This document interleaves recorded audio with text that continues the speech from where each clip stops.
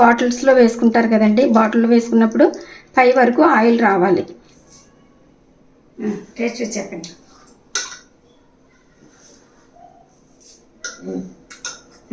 అద్భుత.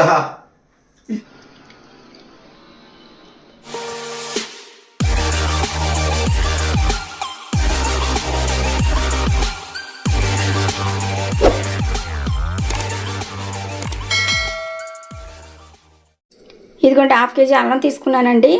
ఈ అల్లం శుభ్రంగా పొట్టంతా చెక్కేసి శుభ్రంగా కడిగేసాను అనమాట. ఇప్పుడు ఒక క్లాత్ మీద వేసి ఆరబెట్టాలండి. అనేసేసి ఆరబెట్టామంటే తొందరగా ఆరిపోతుంది. ఆరిపోయిన తర్వాత ముక్కలు కట్ చేసుకుందాం. ఇదిగోండి చక్కగా తడారిపోయినాయండి. చూసారా ఎంత పొడిగా అయిపోయినాయో. ఫ్యాన్ కింద పెట్టాను అనమాట, అందుకని మంచిగా తడారిపోయినాయి. ఇప్పుడు వీటిని చిన్న చిన్న ముక్కల కింద కట్ చేసుకుందాము.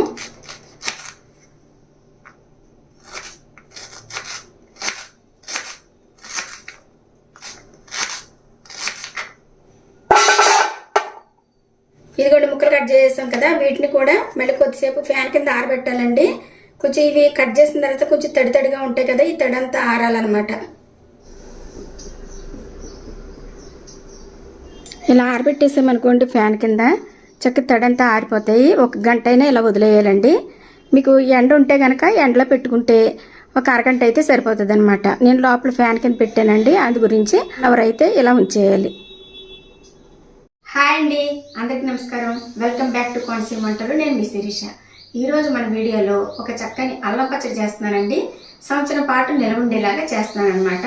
ఇందులో అన్ని వేగిస్తాము, అలాగే బెల్లం కూడా చక్కగా పాకం పట్టి వేసి చేస్తానన్నమాట. చాలా టేస్ట్గా ఉంటుందండి. ఇడ్లీ దోశలోకే కాదండి, వేడి వేడి అన్నంలో కూడా ఇంతంత పచ్చడి వేసుకుని తిన్నామంటే నోటికి చాలా రుచిగా ఉంటుంది. పిల్లలు కూడా చాలా ఇష్టంగా తింటారు. నేను ఇంట్లో ఎక్కువగా ఇదే చేస్తానండి. అలాగే మన బిజినెస్లో కూడా నేను ఇదే విధంగా చేసి పెడుతున్నాను. మీరు చాలామంది తీసుకున్నారండి అల్లం పచ్చడి. తీసుకున్న వాళ్ళందరూ కూడా చాలా బాగుందండి, మేము చేసుకునే దానికంటే కూడా మీరు చేసిన ఇంకా టేస్ట్గా ఉంది అనేసి నాకు ఫోన్ చేసి చెప్తూ ఉంటారు. ఓకేనండి, ఈరోజు పక్కా కొలతలతోటి నేను అల్లం పచ్చడి చేసి చూపించబోతున్నాను. అంటే బిజినెస్లో అంటే ఎక్కువ క్వాంటిటీ చేస్తాను కదా, అలాగే ఒక హాఫ్ కేజీ అల్లంతో ఇప్పుడు నేను ఏ విధంగా చేస్తాను, ఇందులోకి ఎంతంత క్వాంటిటీ చింతపండు కానీ బెల్లం కానీ కారం కానీ ఎంత క్వాంటిటీ తీసుకోవాలనేది పక్కా కొలతలతోటి చూపిస్తాను. ఇంట్లోనే కూడా ప్రిపేర్ చేసుకోవాలి కదా, అందు గురించి ఇంట్లో చేసుకునే విధానంలో చూపిస్తున్నాను. ఇదిగోండి అన్నీ రెడీ చేసి పెట్టుకున్నాను. ఇప్పుడు ఎంతంత క్వాంటిటీ అనేది మీకు చూపిస్తాను.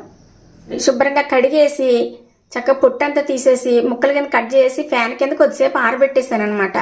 అసలు ఏ విధంగానూ తడి లేకోకుండా ఉండాలి. హాఫ్ కేజీ అల్లానికి ఇదిగోండి హాఫ్ కేజీ చింతపండు. నేను చింతపండు ఇంట్లోనే ఉడకబెట్టేసుకుని రెడీగా ఉంచుకుంటానండి. అందు గురించి ఇదిగో ఉడకబెట్టేసి అంటే వేడి నీళ్ళు పోసి ఉడికిన తర్వాత మళ్ళీ గుజ్జంతా తీసి మిక్సీ పట్టేసుకుని అప్పుడు మళ్ళీ దీన్ని నూనెలో ఉడికిస్తానమాట. ఇలా చేసామనుకోండి అసలు చింతపండు ఎట్టి పరిస్థితుల్లోనే అసలు పాడవదు.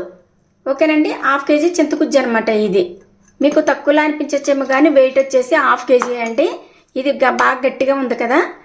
ఓకేనండి, హాఫ్ కేజీ బెల్లం తీసుకున్నానండి. అలాగే వెల్లుల్లి రేకలు మనకి పచ్చళ్ళలోకి అలాగే తాలింపుకి ఒక పావు కేజీ వెల్లుల్లి రేకలు ఇలా పొట్టు తీసేసి రెడీగా ఉంచాను. అలాగే ఇది కారం, ఇదిగోండి కారం ఒక పావు కేజీ కారం తీసుకున్నాను అనమాట.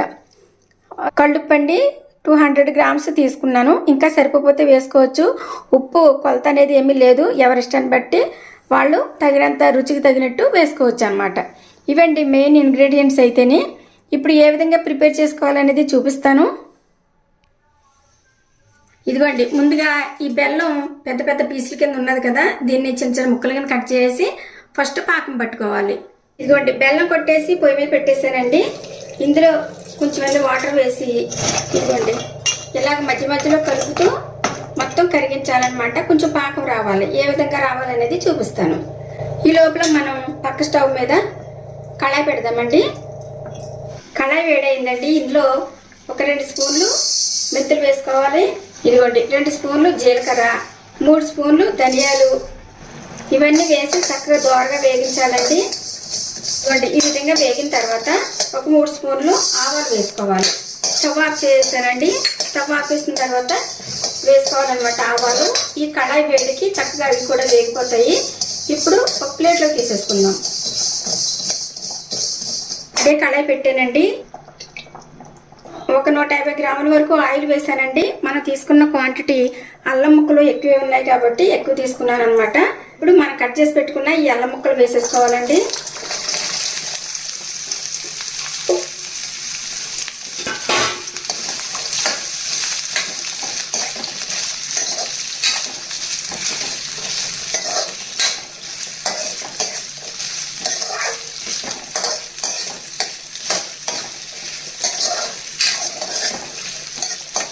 ఇది చక్కగా వేగించాలండి. ముక్క ఉడుకుతుంది కదా, ఆ విధంగా వేగించాలి. ఇదిగోండి, ఈ లోపల పక్క స్టవ్ మీద నేను పాకం పెట్టేసాను కదండి.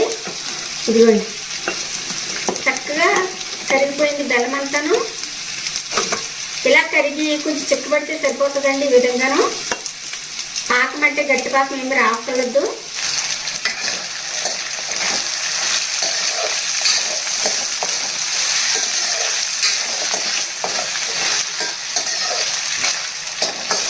అల్లం ముక్కలు చక్కగా వేగిపోయినాయండి.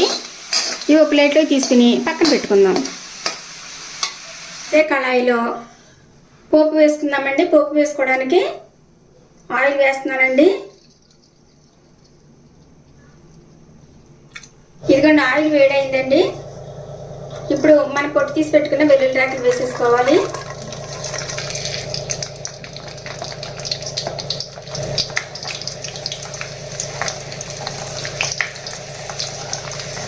ఆవాలు వేయలేదండి నేను. ఆవాలు వేస్తే మా అబ్బాయి తినడని ఆవాలు వేయలేదు. మీరు ఆవాలు వేసుకోండి ఫస్ట్.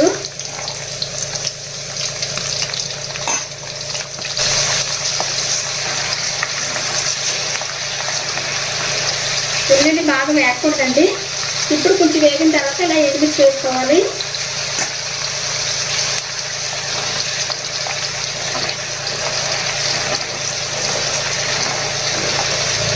ఇదిగోండి, ఈ విధంగా కొంచెం వేగిన తర్వాత ఇదిగోండి కరివేపాకు అండి. కరివేపాకు వేసుకుంటే చాలా బాగుంటుంది.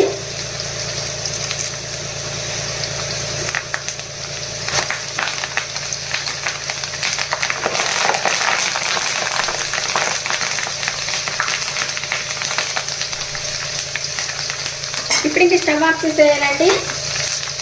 ఈ ఆయిల్ చాలా వేడిగా ఉంటుంది కదా, ఈ వేడికి కరివేపాకు అంతా చక్కగా వేగిపోతుంది అనమాట. ఇంకా ఎక్కువ ఫ్లేమ్ ఉంచామనుకోండి ఇవన్నీ మాడిపోతాయి, టేస్ట్ అనేది మాడిపోతుంది. ఇది చూసారా చక్కగా వేగిపోయి. ఇప్పుడు ఇలా స్టవ్ ఆఫ్ చేసిన తర్వాత ఇదిగోండి 1/2 టీ స్పూన్ పసుపు వేసుకోవాలి. అలాగే కొంచెం ఇంగువ కూడా వేసుకోవాలండి. ఇంగువ వేసుకోవడం వల్ల మంచి రుచి అనేది వస్తుంది. ఈ పోపు అంతా పక్కన పెట్టేసుకుందామండి. ఇది చల్లారి లోపల మనం అల్లం పచ్చడి ప్రిపేర్ చేసుకుందాం. మెంతులు, ఆవాలు, జీలకర్ర ఇవి వేగించుకున్నాం కదండి. ఇవన్నీ మిక్సీ పట్టేసుకుందాం మెత్తగా. ఇదిగోండి, ఇలా మెత్తగా పౌడర్ చేసుకోవాలండి. ఇది పక్కన పెట్టేసుకుందాం. ఇదిగోండి, అల్లం పచ్చడి ప్రిపేర్ చేసుకోవడం కోసం మిక్సీ జార్ తీసుకున్నానండి. ఇందులో ఒక 1/2 కప్పు పొట్టు తీసేసిన వెల్లుల్లి రేకలు వేసుకోవాలి. ఇందులోనే అల్లం ముక్కలు కూడా వేసేసుకోవాలండి.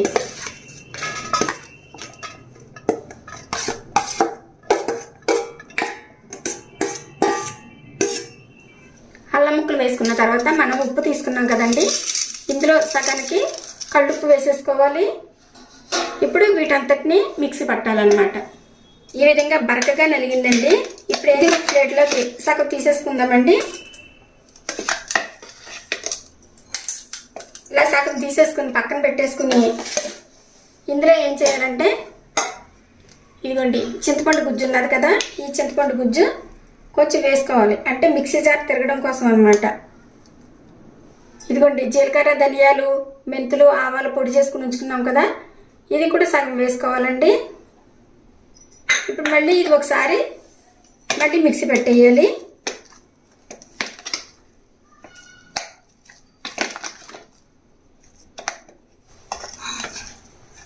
ఇదిగోండి ఈ విధంగా నలిగిందండి. ఇంకా మెత్తగా నలగాలి అంటే మనం పాకం కూడా పట్టుకుని ఉంచుకున్నాం కదా, ఈ పాకం కూడా వేసేసామనుకోండి ఇంకా కొంచెం లూజ్ అయ్యి ఇంకా బాగా నలుగుతుంది అనమాట. ఒకసారి గరిటితో ఇలా తిప్పేద్దాము.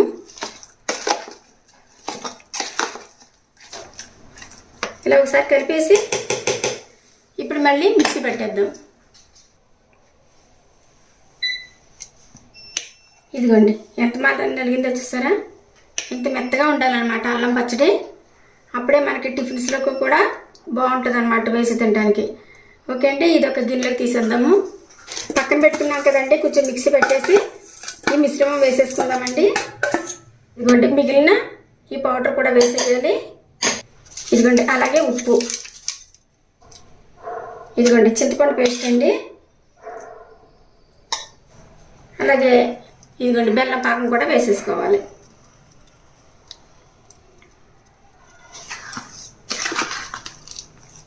ఇదంతా ఒకసారి గరిటె పెట్టి కలిపేసాం అనుకోండి, ఇది లూజ్ అయ్యి కొంచెం బాగా తిరుగుతుంది అనమాట మిక్సీ. ఇదిగోండి అన్నీ వేసేసి మిక్సీ పట్టేసుకున్నాం కదా. ఇప్పుడు మనం ఫైనల్గా ఇదిగోండి కారం వేసుకోవాలి. కారం ఇది మన బిజినెస్లో ఉందండి, పచ్చల కారం. 2 రకాల మిర్చి పెట్టామండి ఈ కారానికి, పచ్చల కారానికి. కాశ్మీర్ మిర్చి అలాగే గుంటూరు మిర్చి అనమాట. ఈ 2 రకాల మిరపకాయలతో అయితే మనకి పచ్చల కారం చాలా బాగుంటుంది అనమాట. మంచి కలర్గా ఉంటుందండి, అలాగే టేస్ట్గా ఉంటుంది. మీకు ఎవరికైనా కావాలంటే ఆర్డర్ పెట్టుకోవచ్చు. అలాగే కూరకారం కూడా రెడీగా ఉందండి. ఇప్పుడు కొత్త మిరపకాయలతోటి రెడీ చేస్తున్నామండి కూరకారం కూడాను. ధనియాలు, జీలకర్ర, మెంతులు, ఆవాలు ఇవన్నీ వేసి మంచిగా ఏ కూరలోకైనా సరే ఉపయోగపడేలాగా మంచి కారం పట్టిస్తున్నాం అన్నమాట. మంచి కారం ప్రిపేర్ చేస్తున్నామండి. తీసుకున్న వాళ్ళు మళ్ళీ మళ్ళీ తీసుకుంటున్నారు, చాలా బాగుందని. కలర్ కానీ టేస్ట్ కానీ ఎప్పుడు ఒకే విధంగా, అసలు ఏ విధంగా మార్పులు లేకోకుండా మంచి కొలతలతోటి ప్రిపేర్ చేస్తున్నాం అన్నమాట.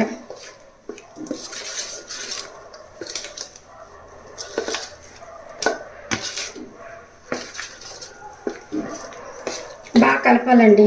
ఈ కారం వేసాం కదా, కారం వేసిన తర్వాత ఇదంతా బాగా కలిపేయాలన్నమాట. ఇప్పుడు ఒకసారి ఉప్పు, చింతపండు అలాగే బెల్లం ఇవన్నీ మంచిగా టేస్ట్ చూసుకోవాలి.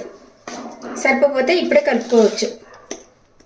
కానీ నేను కరెక్ట్ కొలతలతో చేస్తాను కాబట్టి సరిపోకపోవడం అంటూ ఉండదండి, కరెక్ట్గా సరిపోతుంది.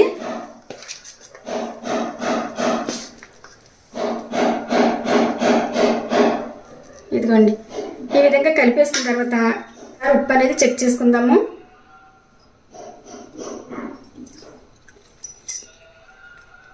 అబ్బా పర్ఫెక్ట్ అండి, అన్నీ కరెక్ట్గా సరిపోయినాయి, ఇంకేం వేయక్కర్లేదు. కారము, పులుపు అలాగే తీపి కరెక్ట్గా సరిపోయినాయండి. కొలతల ప్రకారంగా చేస్తే ఎందుకు సరిపోవు, కరెక్ట్గా సరిపోతాయి. ఇదిగోండి పోపు పెట్టుకుని మనం రెడీగా ఉంచుకున్నాం కదా. ఇప్పుడు ఈ పచ్చడంతా తీసుకొచ్చి ఈ పోపులో వేసేసుకోవాలి.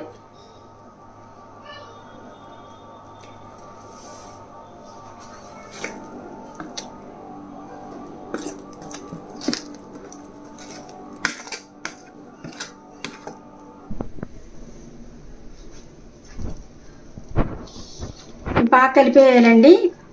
ఆయిల్ చాలా ఎక్కువ ఉండాలండి పచ్చళ్ళకి, లేకపోతే పాడైపోతాయి అన్నమాట. నేను ప్రతి వీడియోలోనూ కూడా చెప్తున్నానండి, మా దగ్గర పచ్చళ్ళు తీసుకున్న వాళ్ళందరికీ కూడా నేను ఒక అడ్వైజ్ ఇస్తున్నాను అనమాట. పచ్చళ్ళు తీసుకున్న తర్వాత మనం బాటిల్స్లో వేసుకుంటారు కదండి, బాటిల్లో వేసుకున్నప్పుడు పై వరకు ఆయిల్ రావాలి.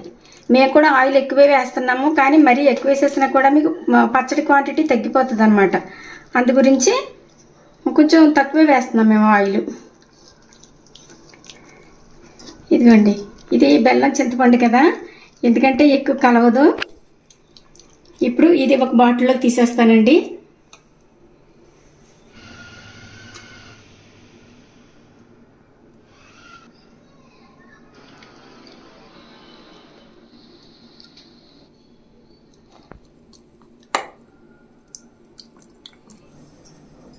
ఇదిగోండి నూరూరించే అల్లం నిలవ పచ్చడి చూసారా. 1/2 కేజీ అల్లంతో ఇంత పచ్చడి అయిందండి. గాజు సీసాలో వేసుకుంటే లుక్ అనేది బాగుంటుంది, అలాగే పాడవకోకుండా నిల్వ ఉంటుంది అనమాట. ఇంకొంచెం మిగిలిందండి, ఇదిగో డైలీ డైనింగ్ టేబుల్ మీదకి పెట్టేస్తాను అన్నమాట చిన్న బాటిల్లో వేసి. ముఖ్యంగా ఏంటంటే టేస్ట్ చేయాలి కదా ఫస్ట్. టేస్ట్ చేసేద్దాం ఈ పక్కన పెట్టేసి. ఆయిల్తో వేసుకుంటే పచ్చడి చాలా బాగుంటుంది. పల్లి ఆయిల్ కదండి ఇది, బాగుంటుంది. అన్నం వేడిగా లేదు, చల్లగా ఉంది, కానీ వేడి అన్నంలో అయితే ఇంకా అద్భుతంగా ఉంటుంది. ఏంటి అన్నం కలుపుతుంటే ఎవరు రావట్లేదేంటి? నేను వచ్చా. రండి రండి రండి. ఏంటి ఇంత పళ్ళలో కలుపు తినేస్తున్నాను అనుకుంటున్నారేమో. అల్లం పచ్చడి చేశా. అల్లం పచ్చడి నిలవ పచ్చడి, సంవత్సరం పాటు నిలవ ఉంటుంది. మా పిల్లలకి మా అబ్బాయి ఒక్కోసారి చట్నీల దగ్గర చాలా ఇది చేస్తాడండి. అల్లం చట్నీ ఉన్నదనుకోండి తినేస్తాడనమాట. ఇది మీకు ఇంత తక్కువ ఎందుకు చేశానని మీకు డౌట్ రావచ్చు. ఇది ఎందుకు చేశానంటే ఒక 1/2 కేజీ అన్నంతోటి కూడా ఇంత పచ్చడి చేసుకోవచ్చు, చేసుకునే విధానం కూడా చూపించవచ్చు అని చేసి చూపించాను. ఆల్రెడీ నేను బిజినెస్లో ఉందండి పచ్చడి. ఎవరికైనా కావాలంటే ఆర్డర్ పెట్టుకోండి. నోరు ఊరిపోతుంది. రండి రండి. నాకు ఊరిపోతుంది. వచ్చండి మరి ఇలాగా చూసారా ముద్దల కోసం. మంచి టమాటో వాసన వస్తూ ఉంటే పచ్చడి అందరూ పుట్టు. టేస్ట్ చూసి చెప్పండి.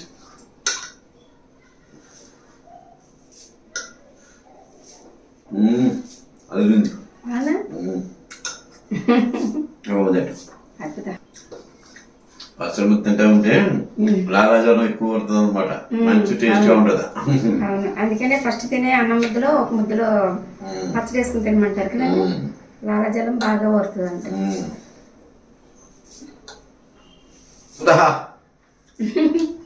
ఇంకా పెట్టేస్తున్నావా? ఇంకొకటి తిను. మంచి ఆకలి మీద ఉన్నారు కదా.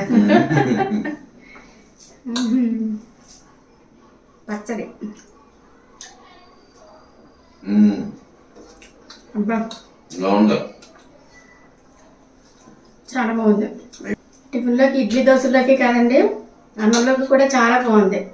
కొంచెం కొత్త పచ్చడి కదా, కొంచెం కారంగా ఉంది. కారంగా ఉండాలి. కారంగా పుల్లగా తీగా ఉప్పుగా తీగా మంది బాగుంటది.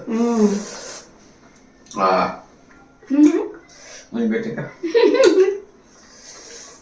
నేను పెట్టేస్తాను.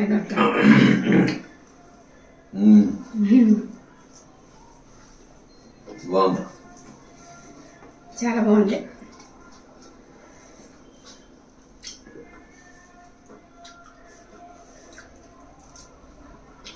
గట్టి పచ్చడి కదండి ఇది. టిఫిన్లోకి ఒక చిన్న గిన్నెలోకి కొంచెం ఒక 2-3 స్పూన్లు తీసుకుని, అంటే ఇంట్లో ఎంతమంది ఉంటారో దాన్ని బట్టి ఒక గిన్నెలోకి తీసుకుని కొంచెం వేడి నీళ్ళు కానీ అలాగే కొంచెం పాలు కానీ వేసి కలిపేసుకుని పలచగా చేసుకుని వేసుకుని తినాలి కదండి.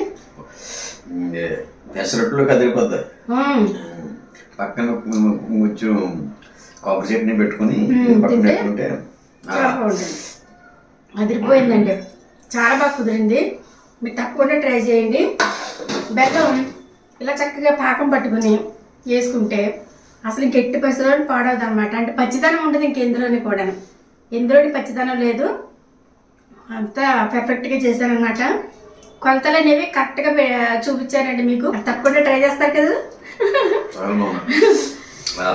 ఓకే అండి, మీకు నచ్చినట్లయితే లైక్ చేయండి, షేర్ చేయండి, సబ్స్క్రైబ్ చేయండి.